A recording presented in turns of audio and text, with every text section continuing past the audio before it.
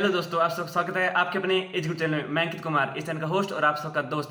मैंने आप सबके लिए एग्रीकल्चर टॉपर्स की इंटरव्यू सीरीज स्टार्ट की है, जिसमें मैं आपको लगातार आईसीआर, जेआरएफ, एसआरएफ और बीएचयू, पीएटी, एमपीपीएटी या किसी भी एग्रीकल्चर एग्जाम से कम क्रैक किया हो जिन्होंने, उनसे आपको लगातार मिलाता जा रहा हूँ। और इसी सीरीज में आज हमारे साथ है सुरेंद्र शेखावत जी।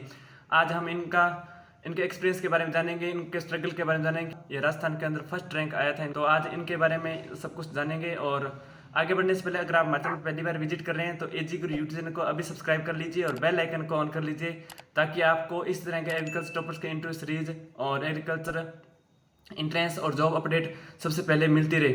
चलिए स्टार्ट करते हैं। Many congratulations from my side and give me your introduction. Sir, my name is Surendra Singh. I am from village Pundarsar, Tehsil City Dungargarh, district Bikaner. Okay, तो अब आप बताएं, आपने 11th-12th के साथ ही इसका जेट का प्रिपरेशन स्टार्ट किया था या बाद में कुछ बताइए। मैंने इसका जब मैं 12th किया था तब तक मुझे पता नहीं था कि जेट क्या होता है। जब 12th लास्ट किया तब एक बार कोचिंग वाले आए थे कोई दरवाजे को, तो उन्होंने बताया, तो फिर मैंने 12th के बाद शुरू किया था, पहले जानता नहीं था। ओके, तो आपने 11th-12th कौन से सब्जेक्ट से किए? ABC agriculture, biology, chemistry. Agriculture background से आप? From government senior secondary school Shri Dungargarh. Okay, तो आपने ये फर्स्ट अटेम्प्ट के अंदर जेट के अंदर रैंक हासिल किया या आपका कौन सा अटेम्प्ट था ये? मेरा फर्स्ट में तो नहीं हुआ, परंतु सेकंड में मेरा हो गया। ये सेकंड अटेम्प्ट मैंने किया था। तो फर्स्ट अटेम्प्ट में कितना मार्क्स आया था आपका? फर्स्ट में मेरे आए थे 264, जिसमें मुझे झालावाड़ फर्स्ट मिला था, बट बड़ा और फिर लॉन्गे तरीके। ओके, तो इसके साथ आपने आईसीआर, बीएचयू उसका भी एग्जाम दिया था क्या? आईसीआर का तो नहीं दिया, बट बीएचयू का दिया था, जिसमें मेरा सिलेक्शन हुआ था। और बट घर वालों ने फिर यूपी भेजने से मना कर दिया, क्योंकि बोले यही अच्छा है, बेस्ट है, ऐसा है वैसा है, वरना मेरा मन तो था बीएचयू जाने का। अब आप बताइए एग्जाम पैटर्न के बारे में। जेट में क्या क्या सिलेबस रहता है, क्या किस तरह एग्जाम होता है?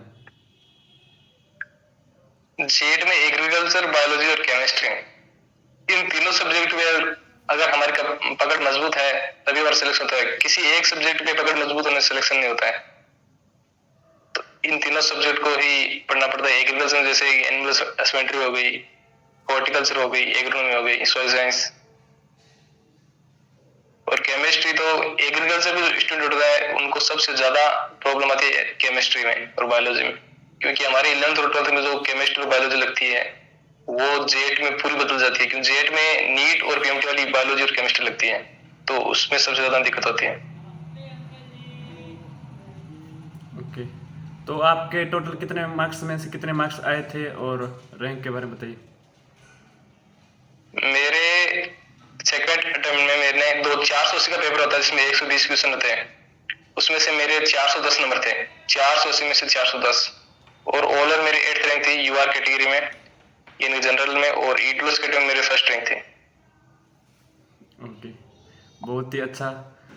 और अब आप बताएं, एमपीटी के अंदर आपकी कितनी फीस लग रही है, मतलब सालाना कितनी फीस है, या आप हॉस्टल में रह रहे हो तो हॉस्टल की कितनी फीस है? हॉस्टल की तो अभी हमारे पर सेम की 12,930 है, और कॉलेज की हमारे 4,900 है, 4,940 रुपये, मतलब कि 5,000 ही मानो पर सेमेस्टर। और फर्स्ट सेमेस्टर के 12,000 रुपये लगते हैं, उसके बाद में 5,000 रुपये लगते रहते हैं। ओके, और मेस का चार्ज अलग रहता है? हाँ, मेस अलग। कितना होता है? मेस आता है, अगर हम एक भी डाइट मिस ना करें तो 20 रुपये आते हैं पर मंथली, जिसमें अच्छी डाइट मिलती है। क्योंकि मेस प्राइवेट ना कोई सरकार की तरफ से, तो उसमें 42 रुपये डाइट लगती है, तो उसमें कोई प्रॉब्लम नहीं होती। ओके, तो आप हॉस्टल भी है, तो एमपीटी की लाइफ के बारे में बताइए। मतलब हॉस्टल के अंदर आपका मतलब क्या फैसिलिटी है आपके? हॉस्टल में ये जो बैठा हुआ रूम है, पर्सनल रूम मिलता है, एक बंदे को एक रूम, ऐसा नहीं है कि दो को एक रूम में देते थे, एक रूम एक को मिलता है। और पर सेमेस्टर में हमारी 120 सीट है कॉलेज में, उसमें से सिर्फ 28 जनों को हॉस्टल मिलता है जो टॉप के होते हैं उनको, वो बाकी सभी को बाहर रहना पड़ता है। तो मुझे तो मिल गया हॉस्टल। आप एक रूम के अंदर अकेले रह रहे हो? हाँ। बढ़िया। और मेस के अंदर क्या खाना खुना रहता है, मतलब क्या क्या कुछ स्पेशल रहता है, क्या कुछ? मेस में एकदम घर के जैसा खाना होता है, सेम टू सेम, जैसा घर में होता है सेम टू सेम, नो वैसा कुछ रहता है, मन लग जाता है आराम से। और संडे स्पेशल रहता है? हाँ, संडे तो स्पेशल रहता ही है। और चाय भी मिलती है क्या इसमें, मेस में, सुबह शाम? चाय चाय तो नहीं मिलती यहाँ पे, चाय हम बाहर पियाते हैं। चाय का नहीं होता 2600 के अंदर? वैसे वैसे चाय में पीता भी नहीं। बढ़िया। तो अब आप जेट के एग्ज़ाम के बारे में बताइए। आपका फाइनल एग्ज़ाम के टाइम आपने किस तरह इसको हैंडल किया था?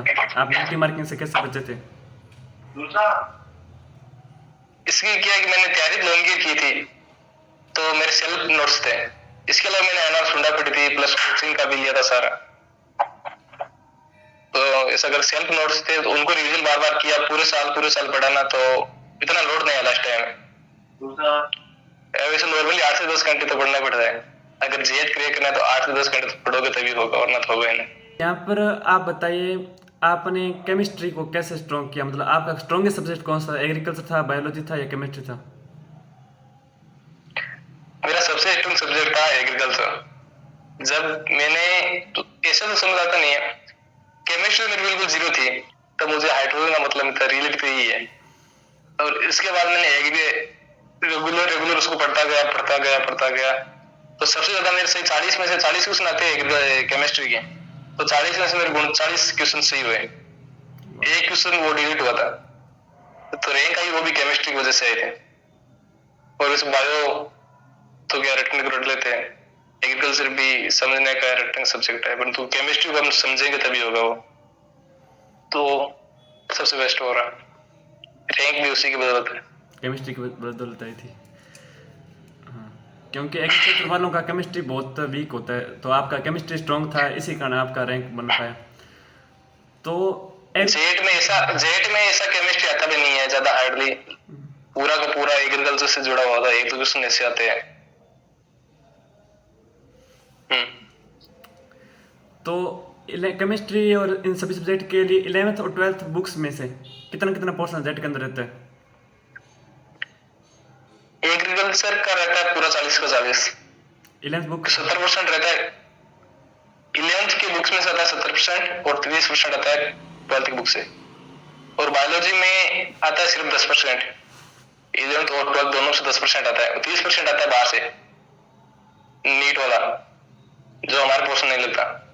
और सेम टू सेम ये रोल केमिस्ट्री रहते हैं। केमिस्ट्री में से हमारे सिर्फ 10 क्वेश्चन आते हैं, 30 क्वेश्चन बाहर से आते हैं। बाहर का माने तो हम नीट और chemical chemistry same to same. और एनसीईआरटी बुक्स इनफ है क्या? कौन सी बुक? एनसीईआरटी मतलब बायोलॉजी और केमिस्ट्री के लिए एनसीईआरटी। एनसीईआरटी तो है ही, वो जो 12th में लगती है ना बायोलॉजी वाली, वो प्लस एग्रीकल्चर वाली, दोनों की अलग अलग चलती है, बायो और केमिस्ट्री, तो ये दोनों पढ़नी पड़ती है उसमें। और एग्रीकल्चर के लिए सबसे बेस्ट एनआर सुंडा, और बायो के लिए लाने को हम उज्ज्वल ला सकते हैं कि उज्ज्वल इज बेस्ट। उज्ज्वल में लगभग 38-37 क्वेश्चन आते हैं। और एग्रीकल्चर के लिए और बाकी सब के लिए अपने आरबीसी की बुक्स निकली हुई है, तो आरबीसी की बुक्स का ज़्यादा मैटर आता है या एनसीईआरटी की जो आप पूरे ऑल ओवर इंडिया चलती है, या आप दोनों पढ़ने जरूरत है, मतलब 3 और 3 6 बुक्स? उसके लिए तो देखो ऐसा, एग्रीकल्चर के लिए सिर्फ बोले तो अपन को शॉर्ट में पढ़ना है तो एनआर सुंडा सबसे बेस्ट है, क्योंकि एनआर सुंडा आरबीएससी का जो होते हैं ना हमारे दिन लगती है, उसी का पोर्शन उसमें दिया होता है, पूरा सेम टू सेम वही होता है। 11th और 12th के बेस पे उस किताब को बनाया गया है। और एनआर सुंडा बेस्ट। बायो को तो वो एनसीईआरटी पढ़नी पड़ती है, प्लस कोई वीडियो वगैरह देखो, कोचिंग करो वगैरह वगैरह। केमिस्ट्री के लिए तो कोचिंग करनी ही पड़ती है, लास्ट कोई ऑप्शन नहीं है। मतलब एग्रीकल्चर की बुक के लिए आप आरबीसी की बुक रेफर कर सकते हैं, साथ में वो नेवरा सुंडा वाली कर सकते हैं। इसके साथ बायोलॉजी के लिए और केमिस्ट्री के लिए आपको अपने आरबीसी बुक्स लगती है, इसके साथ एनसीईआरटी की बुक्स भी पढ़नी जरूरी है, ये कह रहे हो आप? वो तो 30 क्वेश्चन उसमें से आएंगे, 10 क्वेश्चन होते हैं आरबीसी में से। तो ओके, तो आपने मेन एग्जाम ऑफलाइन हुआ था या ऑनलाइन हुआ था, ये बताइए। जेएट का एग्जाम मैनुअली ऑफलाइन होता है लगभग, तो मैंने ऑफलाइन दिया था। तो आपने कितने टाइम के अंदर इसको मतलब क्रैक किया था, मतलब कितने टाइम में इसको पेपर को हल कर दिया था, या टाइम इनफ था क्या आपके लिए?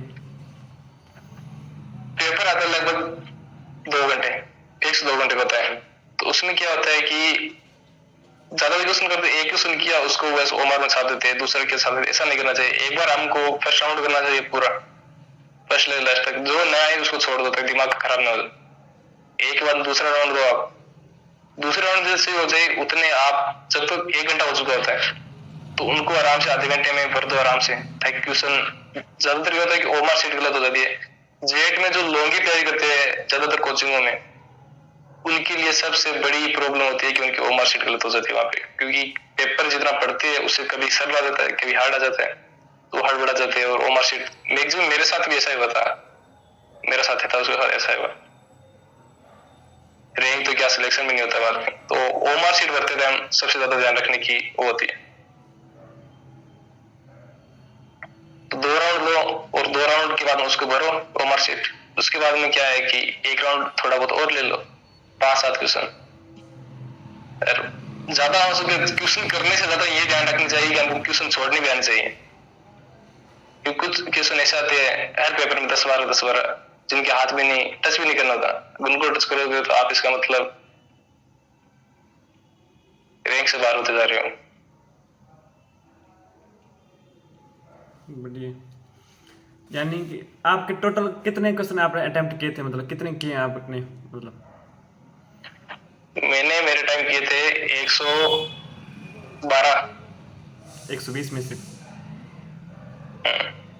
आपने नेमराज सुंडा बुक से पढ़ा है या बाकी एनसीईआरटी से पढ़ा है? आपने सेल्फ हैंडेड नोट्स बनाए थे या सिर्फ कोचिंग के नोट्स पढ़े थे? मैंने अपने सेल्फ नोट्स बनाए थे उस टाइम। वो नोट्स आज मेरे अभी वो आज राजस्थान एग्री सुपरवाइजर हुआ था, उसमें मैंने उसी से पढ़ के दिया था। बट मेरा वो डीओबी नहीं था अभी, तो उसमें मेरा अच्छा खासा, इसमें सेकंड लिस्ट अभी आई थी कल, सिर्फ परसों आई थी, उसमें मेरा था। पहले मैं क्या था सेकंड मैंने पार कर दिया सुपरवाइजर का। तो सेल्फ नोट से बहुत ज्यादा फायदेमंद है। अभी सुपरवाइजर मेरे क्रैक है, बट 18 साल नहीं है अभी। वाह, वेरी नाइस। पहले तो किसी ने बोला कि वो फॉर्म नहीं भरा सकते, कम एज है, तो फिर सर बोले फॉर्म भरा सकते हैं, परंतु सिलेक्शन हुआ तो बैठने नहीं देंगे आप, अलॉटमेंट नहीं होता बाद में वहां से। कोई बात नहीं, आपने बहुत अच्छा काम किया, मतलब आपको नॉलेज हो गया कि किस तरह एग्जाम आता है, और अगली बार तैयारी करोगे तो आपको इतनी कोई दिक्कत नहीं आएगी, आराम से सिलेक्शन हो जाएगा। और तो आपके अनुसार कितना मतलब स्कोर करना अच्छा रहता है, कितना कट ऑफ जाता है 480 में से? कितने मार्क्स होने चाहिए कि जो 2022 में तैयारी करे तो सिलेक्शन हो जाए, जनरल कैटेगरी का हो या ओबीसी या किसी भी कैटेगरी हो? कैटेगरी से कोर्स को मेहनत तो करनी पड़ती है, क्योंकि अपने अपनी कैटेगरी सब में कंपटीशन है। उसमें क्या है कि 370 प्लस नंबर होने अनिवार्य है अभी। अब अगर आपको राजस्थान की 5 यूनिवर्सिटी में जाना है, AU Kota, AU Jodhpur, SK Bikaner, SK Jaipur, MP Udaipur, इन 5 में से लेना आपके कम से कम 370 प्लस होना चाहिए।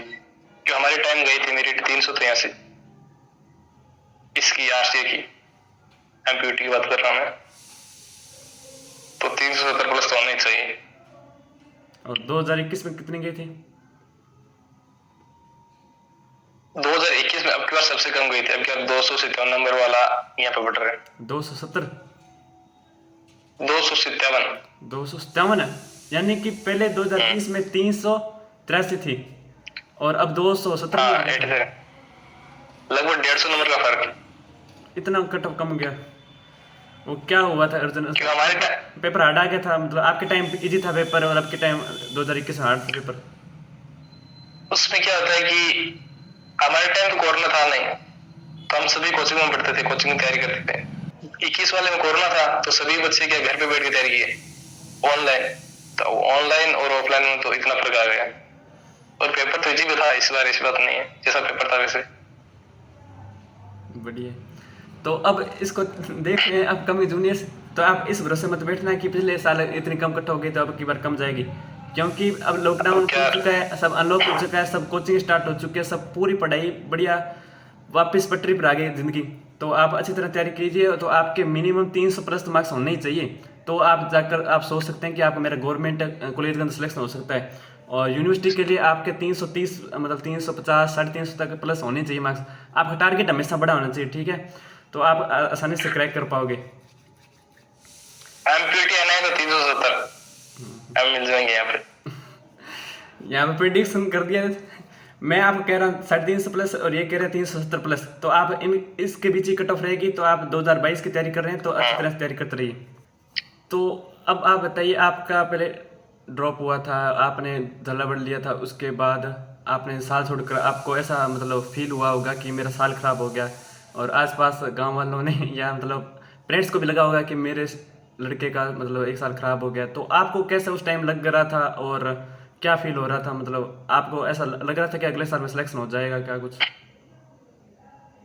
उसमें जैसे रिजल्ट आया तो मैं काउंसलिंग कराने गया था, तो सर ने मना कर दिया, तो बोला कि मत कर क्योंकि फॉरेस्ट में जाने कोई मतलब नहीं। तो फिर मैंने वापस लोनगिर किया। तो घर वालों ने तो क्या, घर वाले तो क्या कि हम ये पता नहीं उनको, तो लगभग कुछ मतलब किसी की पढ़ाई है क्या है, उनको बस ये पता है उदयपुर पढ़ता है। पहले पता था कि बीकानेर पढ़ता है, अब पता है उदयपुर पढ़ता है, और ऐसा कुछ नहीं है। खुद पे विश्वास था, और मुझे अपनी पारिवारिक कंडीशन का पता है, तो उसी को ध्यान रखते हुए मैंने पढ़ाई की। ओके, कुछ नहीं बस। बहुत ही अच्छा। आपने जेट के अंदर एक साल का ड्रॉप लेकर मतलब इतनी अच्छी यूनिवर्सिटी पहुंच गए। तो अगर इस वीडियो को देख रहे हैं, आप भी अगर लगभग यहाँ पर एग्जाम देने वाले होते हैं और ड्रॉप वाले होते हैं, तो मतलब अगर आपका ड्रॉप है तो आप निराश मत होइए। और आप अगर फर्स्ट अटैम्प्ट के अंदर आपका अगर मार्क्स कम आ रहे हैं, तो आप अगर कॉलेज छोड़ना चाहें, प्राइवेट मिल रहा है तो प्राइवेट मत लीजिए, क्योंकि प्राइवेट तो एक प्रकार की दुकानें होती हैं, उनका कोई मतलब नहीं होता डिग्री का। तो आप एक साल की लॉन्ग टर्म की तैयारी कर सकते हैं और आराम से तैयारी कर सकते हैं। ये तो एक साल खराब हो जाता है, कोई ज़्यादा दिक्कत नहीं है। नीट के अंदर और आईआईटी के अंदर आज भी मैं बहुत सारे स्टूडेंट से मिलता हूँ, मेरे क्लासमेट बहुत सारे हैं, तो उनका 3 साल तक ड्रॉप देने के बाद, अटेम्प्ट करने के बाद भी अब तक सिलेक्शन नहीं हुआ, फिर वो बाद में एग्रीकल्चर में आ जाते हैं। ऐसा मतलब आप आराम से एक साल अगर ड्रॉप लेना पड़े तो ड्रॉप ले सकते हैं, और अच्छी तरह से तैयारी कीजिए, आपका सिलेक्शन 100% होगा। तो अब आप बताइए। हाँ, बोलिए बोलिए। हमारे क्लासमेट में हमारे 5-5 साल के ड्रॉप, जब मैं वो बताते कि हमारे 2016 में हो गया था 12th, हम नीट की तैयारी करने चले गए थे, बल्कि उसी टाइम था, मुझे पता ही नहीं था कोशिका क्या होती है उस टाइम के। उनके साथ हम पढ़ते हैं, और जितनी पढ़ाई करोगे उतना ही फायदा है, क्योंकि अभी आरसी जैसे बड़ी बड़ी कॉलेज में जाओगे तो लगभग हम सब खेती के एकदम जितने लगभग खेती वाले आते हैं, तो हम यहाँ पढ़ते हैं तो हमारे साथ पढ़ने वाले की 90% बच्चों के माता पिता गवर्नमेंट जॉब में है अच्छी खासी। तो हम बहुत सौभाग्यशाली कि हमको उनके साथ पढ़ने का मौका मिला है, वरना इसका सिर्फ एक ही है कि आप पढ़ाई करो जितना हो सके। बढ़िया, आपने बहुत ही अच्छी बात कही। अगर आप एग्रीकल्चर बैकग्राउंड से, यानी कि आपके पिताजी फार्मर है, आम खास जो एग्रीकल्चर स्टूडेंट लेता है वो एग्रीकल्चर लेता है, जो उसके फार्मर ही होते हैं, मतलब आसपास, या छोटा मोटा बिजनेस होता है, बिजनेस क्या छोटी मोटी दुकान होगी या कुछ मजदूरी नरेगा में होंगे, तो आप अच्छी तरह से पढ़कर इनके मतलब आ सकते हैं एमपीटी के अंदर, या बहुत बड़ी यूनिवर्सिटी के अंदर आ सकते हैं। एमपीटी नहीं, आप आईसर में भी जा सकते हैं। तो आपका मोटिवेशन, सेल्फ मोटिवेटेड आप कैसे रखते थे आप खुद को? सेल्फ मोटिवेशन की जरूरत, बस एक बार घर को याद कर लो तो सेल्फ मोटिवेशन अपने आप हो जाता है। घर की कंडीशन सबसे ज्यादा इंपॉर्टेंट है, और उसी को याद करते हैं तो अपने आप मोटिवेशन होता है, कि हमने जो देखा है बचपन से, तो उसी मोटिवेशन मिलता रहता है बरोबर। ओके, थोड़ा आप फैमिली बैकग्राउंड के बारे में बताइए, आपके पिताजी क्या करते हैं? पिताजी खेती करते हैं, वो सर बिरानी होती है वहाँ पे, क्योंकि बीकानेर है, वो शुष्क जलवायु वहाँ पे, ट्यूबवेल वगैरह था नहीं, और ना ही नहर वाले से, तो उसी में तो बस पेड़ वगैरह पाला। टोटल बरानी जमीन है, नहरी जमीन नहीं है। बढ़िया। पेड़ वगैरह पालन ओके, हमें भी खूब चढ़ाई है बचपन में। सुब्रत से रिजल्ट आया था, तो हमारे लोग आसपास के उनका भी किसी का भी नहीं हुआ कि मेरे गांव में तो एग्रीकल्चर को लेता ही नहीं। वो क्या है कि किस्मत अच्छी थी, भूले बिसरे आ गए एग्रीकल्चर फील्ड में। अभी 18 का हुआ नहीं, इससे पहले तो एक जो मिल चुकी है। सुब्रत सबसे बेस्ट भी, ऐसा बात नहीं। ओके। बट अभी तो टाइम बहुत है, आपने मतलब फर्स्ट अटेम्प्ट के अंदर ही सेकंड अटेम्प्ट में जेट क्लियर कर लिया और बीएचयू भी क्लियर किया था, और आपका यहाँ पर एग्री सुपरवाइजर के अंदर हो गया। अब आपको बहुत मौके मिलेंगे, आप मतलब मन चाहे जॉब पा सकते हैं। तो आपको कुछ मेन पॉइंट, आपको मेन चैप्टर पता हो या बायोलॉजी के, एग्रीकल्चर के, केमिस्ट्री के, मतलब जिसमें से ज़्यादा मतलब क्वेश्चन आते हैं, कुछ बता सकते हैं आप? केमिस्ट्री में क्या, केमिस्ट्री में सबसे ज्यादा क्वेश्चन आते हैं डी ब्लॉक में से, और साइंस में सबसे ज्यादा क्वेश्चन आते हैं 3 क्वेश्चन डी ब्लॉक में फिक्स। पिछले कितने सालों से मैं देख रहा हूँ कि डी ब्लॉक में से परमानेंट 2 पेज का चैप्टर है, उसमें से 3 क्वेश्चन आते हैं परमानेंट। उसके अलावा आउट साइड में से आते हैं 2 क्वेश्चन परमानेंटली। 20 क्वेश्चन आते हैं इनऑर्गेनिक केमिस्ट्री में से, और 10 क्वेश्चन आते हैं ऑर्गेनिक केमिस्ट्री में से, जो एकदम सरल होती है। और 10 क्वेश्चन उसमें डालते थे सोइल साइंस के, जो मैं 12th में बुक लगती है ना उसके, उसका तो 40 क्वेश्चन हो गए, लेकिन 10 क्वेश्चन हो गई ऑर्गेनिक, 20 क्वेश्चन हो गए इनऑर्गेनिक। उन 20 में से 3 क्वेश्चन आ जाते हैं डी ब्लॉक के, और 2 क्वेश्चन आते हुए उसके आउट सरणी के, पीछे 15 बचते हैं। और बायोलॉजी में तो सिर्फ 40 से 40 आते हैं बाहर से, 30 क्वेश्चन बाहर से आते हैं और 10 क्वेश्चन आरबीसी में से आते हैं। और एग्रीकल्चर बता दिया, अगर सुंडा क्लियर है तो कुछ बात नहीं है, 40 में से 35 क्वेश्चन बंद करके से हो जाएंगे। ओके। और एग्रीकल्चर में एक बार पढ़ लिया वो फिक्स है। तो आप एक बार खुद के नोट्स बन गए। वैराइटीज को, इनका वैराइटीज को, कोई नई किस्म को या नस्लों को किस तरह याद करते, कोई ट्रिक थी क्या? वैरायटीज को बार बार पढ़ो तो ऐसा लगने लग जाता है कि नाम में लगने लग जाता है कि ये मूंग की है, ये इसकी है। जैसे कोफरी लगती है, आलू की हो वो आलू जाती की है। होगी, और सीओ लगी, ये आई थी सीओ लगी वो शुगर कैन की होगी। जो, हाँ सीओ लगी शुगर कैन की हो गई वगैरह वगैरह। इसमें से क्या लगभग क्वेश्चन ऐसे ही उठाते हो, कोफरी वाले क्वेश्चन हरदम उठते हैं। जैसे कि दाल में खेरा होगा वो परमानेंट, अगर जिंक के में से था।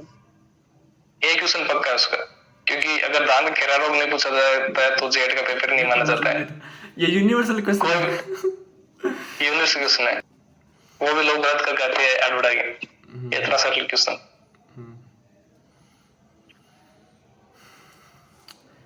तो आपने एग्जाम के लास्ट 10 डेज में किस प्रकार रिवीजन किया था? मैंने रेगुलर से मैंने बताया ना कि मैं हमेशा 10-8 घंटा पढ़ता था, क्योंकि वहां पे मैं पर्सनल रूम में रहता था मेरे। उसके बाद जैसे पेपर नजदीक आया ना तो मैंने थोड़ा घंटे बता दिए। लास्ट में जब 1 महीना था, 1 घंटे में 10-12 से 15 घंटा हो गया मेरे। 24 में से 15 घंटा पढ़ता था मैं लास्ट 1 मंथ ये, तो 15 घंटे पढ़ा था। उसमें टाइम मैनेज करना पड़ता कि इसको इतना घंटा पढ़ेंगे, इसको इतना घंटा पढ़े, तो उसमें कोई दिक्कत ही नहीं होती लास्ट में, क्योंकि 5-10 दिनों में आपको सिलेबस 5 दिनों में हो जाता है अगर आप दिन के 15 घंटे पढ़ते हो तो। इतना कुछ खास भी नहीं है, अगर पढ़ रखा है तो बार बार पढ़ो तो उसमें कोई दिक्कत भी नहीं है। खुद के नोट्स हो तो सबसे बेस्ट। तो एक बड़ा कन्फ्यूजन रहता है स्टूडेंट के मन में कि लास्ट डेज में पढ़े, लास्ट नाइट, या मतलब किस तरह एग्जाम देना चाहिए, आप इसके बारे में जरूर बताइए। लास्ट नाइट और उस दिन जिस दिन पेपर है उस दिन मैं बोलता हूँ कि लास्ट नाइट कभी नहीं पढ़ना चाहिए। पढ़ो तो उस टाइम सिर्फ कोई जैसे कोई सन वगैरह है, कोई इंस्टीट्यूट है तो वो पढ़ो। लास्ट दिन 10 बजे सो जाओ, सुबह 8 जैसे 11 बजे पेपर होता है जेट का, मैनुअली 11 बजे रखते हैं वो, 11 से 1, तो आप 8 बजे आराम से उठो, नहा धो करो, बस पेपर देने जाओ। सुबह उठ के कुछ मत पढ़ो, क्योंकि उसके बाद में कंफ्यूजन हो जाता है। और लास्ट दिन में बच्चे कुछ लोग होते हैं जो बार बार अलग अलग कोचिंग से नोट्स देखते हैं, तो जिस कोचिंग से या जिस बुक को पढ़ो उसके प्रति पूरी श्रद्धा की होनी चाहिए कि इससे बाहर कुछ नहीं जाएगा। ये सबसे बड़ी बात होती है। सर से कितना अच्छा हो, एक बार हमने मन में कर लिया कि इस सर का पढ़ाया हुआ समझ नहीं आएगा, तो वो सर कितना ही पढ़ाए, पूरी जान समझे, परंतु आपको समझ नहीं आएगा उसका। ये सत्य है। अगर आपने उसके प्रति रख लिया तो वो से कैसा पढ़े आपको पक्का समझ आएगा। ओके, यानी कि आप जो भी बुक पढ़ो, एग्रीकल्चर बायोलॉजी कोई भी बुक पढ़ो या कोचिंग नोट्स पढ़ो या सेल्फ नोट्स पढ़ो इतना ऐसा कि उसमें अगर आपसे कोई क्वेश्चन पूछ ले तो आप मतलब जवाब दे सके, मतलब पूरा 100% उसका नॉलेज होना चाहिए आपका। और अब आज तारीख है 9 मार्च और इसके बाद अब एग्जाम एयू जोधपुर लेगा के बाद तो 8 मई का डिसाइड रखा गया है, शायद वो पोस्टपोन 8 मई का है। पोस्टपोन हो भी सकता है और नहीं भी, जरूर नहीं, क्योंकि सेमेस्टर बैक चल रही है सबकी। तो पिछली बार तो कोरोना के कारण तो लेट हो गया था, जेट और ICAR का सभी का लेट हो गया था। अब की बार कोरोना नहीं है, मतलब कोरोना जा चुका है लगभग, तो अब की बार मई से अलावा मई जून या जुलाई के अंदर हो सकता है, ज़्यादा इतना और इससे आगे नहीं जाएगा। तो आपके पास 3 महीने 4 महीने पड़े, 3 महीने पड़े बस, 2-3 महीने, तो आप अच्छी तरह से लग जाइए अगर आप जेट 2022 की तैयारी कर रहे हैं। और अगर आप 11th क्लास के अंदर पढ़ रहे हैं यानी कि जेट 2023 का एग्जाम देंगे तो भी आप अच्छी तरह से तैयारी करते रहिए। आप रेगुलर स्कूल के अलावा आप साथ साथ कंटिन्यू करिए। चाहे आपके 11th 12th के अंदर बोर्ड के अंदर मार्क्स अगर 60% आ गए तो उससे ज़्यादा कुछ फर्क नहीं पड़ेगा। अगर आपके उसके 12th के बाद अगर आपका सिलेक्शन हो जाता है गवर्नमेंट, ऐसे बहुत सारे स्टूडेंट होते हैं जिनके 90% तक आ जाते हैं 12th के अंदर, तो भी उनका IIT या नीट के अंदर या जेट एग्रीकल्चर के अंदर जेट और ICAR में नहीं होता। और जिनके 60% 70% होते हैं और 75% होते हैं उनका आराम से सिलेक्शन हो जाता है। तो आप उस 11th 12th के अंदर साथ पढ़ते रहिए और साथ में अपना कंपटीशन के बारे में, फ्यूचर के बारे में पढ़ते रहिए। तो आप बताइए आपके 10th और 12th के अंदर कितने मार्क्स थे? मेरे 10th में 77.83 77 पॉइंट थे यहाँ से, और 12th में मैंने थोड़े पढ़ाए 82 कर लिए होंगे। वो गवर्नमेंट 82.80। हाँ, मैंने 11th 12th यानी कि मैंने 7th क्लास के बाद में गवर्नमेंट स्कूल में पढ़ा। बहुत ही अच्छा। तो आपको उस टाइम लैपटॉप मिला था क्या? लैपटॉप के लिए सिलेक्शन हुआ था? 10th में मुझे मिला था, बल्कि 12th में लिस्ट आई थी, पर हमारे टाइम वो कोरोना आ गया बाद में जैसे, तो उसके बाद नहीं मिला किसी को भी, पूरे राजस्थान में किसी को नहीं मिला। 10th में मिला था मुझे। बहुत ही बढ़िया। ये आप देख सकते हैं इनको 10th के अंदर लैपटॉप भी मिला हुआ है। अगर आप पढ़ाई करते हैं तो आपको बहुत सारी सुविधाएं मिलती है। हाँ, अभी ABPS बहुत सिलेक्शन में बहुत ज्यादा, एग्रीकल्चर फील्ड में सबसे ज्यादा, इतना जल्दी नौकरी किसी में नहीं लगता। या तो फौज पुलिस में लग सकते हो आप 18 साल की उम्र में, उसके बाद में कोई दूसरी है तो वो एग्रीकल्चर है। तो आजकल फौज पुलिस में बहुत ज्यादा कंपटीशन है। पढ़ाई करके बस सिविल जॉब चाहिए तो एग्रीकल्चर इससे बेस्ट और कोई सब्जेक्ट ही नहीं है, मैं तो ये मानता हूँ। नीट PMT तो पता ही है आपको भी। तो अब इससे जुड़ा हुआ मेरा नेक्स्ट क्वेश्चन है, और अब आपका फ्यूचर प्लान क्या? अब आगे मतलब ग्रेजुएशन के बाद आप क्या करना चाहेंगे? ग्रेजुएशन मैं जब 19 साल का हूँगा, 19.5 का, अभी मेरा 17.5 साल, जब 19.5 का होगा तब तक मेरा BSc हो चुका होगा। उसके बाद मेरा PPG करके MSc करने का, उसके बाद AO या WO, दोनों में से first priority AO, agriculture officer. आपने मेरे सभी सवालों का बहुत अच्छे से जवाब दिया है, और लास्ट में अब आप मैसेज कुछ देना चाहेंगे, कुछ जो जेट के अंदर उन जेट के स्टूडेंट्स के लिए जो अभी 12th में है, जो जेट की तैयारी कर रहा है, ICAR की, BHU की निकली, आपसे कितने पढ़ते हो, दिन के 3 घंटे पढ़ते हो या 6 घंटे पढ़ते हो, 10 घंटे पढ़ते हो, बस उसको रेगुलर बनाए रखें तभी आप सिलेक्शन होगा। अब 3 घंटे पढ़ते हो वो भी काफी होते हैं अगर रेगुलर पढ़े तो, वरना एक दिन 10 घंटे पढ़ लिए एक दिन पढ़े नहीं, ये नहीं होना चाहिए। आपको सिलेक्शन जरूर होगा। और बहुत बहुत शुभकामनाएं। इसी यूट्यूब चैनल आपका बहुत बहुत धन्यवाद। आप ऐसे वीडियो बनाते रहे ताकि बच्चों को मोटिवेशन मिलता रहे। अतः आप लोगों ने जो भी देख रहे हैं इसको, जिन्होंने इस चैनल को सब्सक्राइब नहीं किया है वो उसको सब्सक्राइब कर लें, और जो घंटी वाला बटन उसको दबा दें। ओके, तो आपने कीमती समय निकाल कर इंटरव्यू दिया, आपका बहुत बहुत धन्यवाद। Thank you.